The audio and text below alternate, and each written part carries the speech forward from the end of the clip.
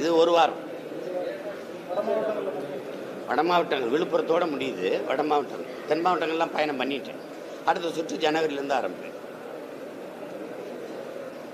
பேசலாம்ல, இந்த வெளிச்சம் போதுன்னு நினைக்கிறேன். கேளுங்க. இல்லை சிப்காட் தொழிற்சாலைங்கிறது இப்போ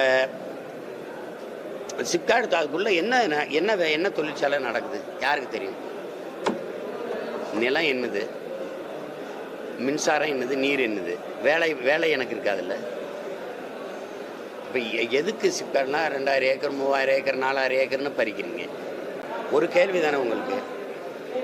தொழிற்சாலையை தொடங்குறீங்க, அதில் எனக்கு என்னென்னா வேலை வாய்ப்புங்கிறீங்க, வேலைக்கு என்னென்னா சம்பளங்கிறீங்க, சம்பளத்தை வச்சுக்கிட்டு என்ன பண்ணலான்னு கேட்குறீங்க, நல்லா சாப்பிட்லான்றீங்க. சாப்பாடு எங்கேருந்து வரும்னு கேட்டால் உங்ககிட்ட ஏன் பதில் இருக்க மாட்டேது? என் விளைநிலத்தை நீங்கள் பறிச்சுக்கிறீங்க, அதில் தொழிற்சாலை கட்டுறீங்க, வளர்ச்சிங்கிறீங்க. சம்பளத்தை வாங்கி சாப்பிட்ற நான் வளருவேனா? பல ஆயிரம் கோடி லாபத்தை ஈட்டிட்டு போகிற முதலாளி வளருவானா, வாழ்வானா? இதுக்கு பதிலுக்கு அவங்ககிட்ட. சரி, எந்த தொழிற்சாலை அரிசி பருப்பு உற்பத்தி செய்யும்? அது நிலத்துல தானே விளையணும். இதெல்லாம் நீங்கள் பேசிட்டுக்கிறீங்களே, நீங்கள் பேசலாமா? அப்படி பரந்தூரில் விவசாயம் பண்ண முடியலன்னு என் மக்கள் சொன்னானா? 5000 ஏக்கரில் நீ ஏர்போர்ட் கட்டுறேன்னு என் விளைநிலத்தை பறிக்காதேன்னு போகிறான்னா, இல்லை விளையாத நிலம்னு போகிறான்னா? தஞ்சாவூரில் நீ மீத்தேன் எடுத்ததெல்லாம் விளையாத நிலமா? நீங்கள் பேசலாமா ஐயா? இப்படி பேசலாமா? அதில் நாமக்கல் சேலமெல்லாம் நிலம் எவ்வளோ வளம் கொளித்த நிலம்னு தெரிஞ்சு நீங்கள் இப்படி பேசலாமா? சொல்கிறத வேற என்ன சொல்லுவாங்க? வேற எப்படி சொல்லுவாங்க? விளையிற நிலத்தை நாங்கள் எடுத்துக்கிறோம், 40,000 ஏக்கர் 50,000 ஏக்கர் 20,000 ஏக்கர் அப்படி எடுக்கிறோம் அப்படின்னு சொல்லுவாங்களா அவங்ககிட்ட? விளையாதது நிலம்னு ஏதாவது பேர் இருக்கா? விளையாததுக்கு நிலம்னு பேர் இருக்கா? தரிசுன்னு தான் பேர் இருக்கு.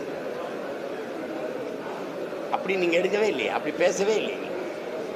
விளையாத நிலத்துக்கு எதுக்கு நீங்கள் இழப்பீடு தர்றீங்க?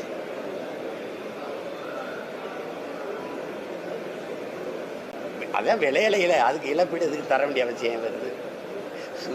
எதையாவது சொல்ல வேண்டியதுதான். அவங்களுக்கு கார்பரேட் முதலாளிகளினுடைய வேட்டைக்காடாக மாறிட்டது. ஆட்சியாளர்கள் அவருடைய முகவர்கள், தரகர்களாக மாறிட்டாங்க. இதனால ஏற்படுற சிக்கல்கள் தான் நம்ம தொடர்ச்சியாக அனுபவிச்சுட்டு இருக்கிறது. அதை நான் முதல்ல இவருக்கு சொன்ன பதில் தான். உலகம் சந்தை மயமாயிடுச்சு.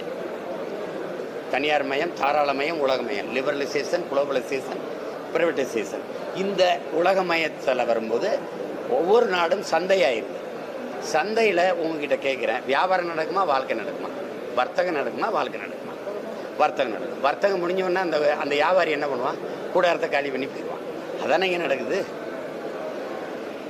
அப்போ இது ஒரு சந்தை.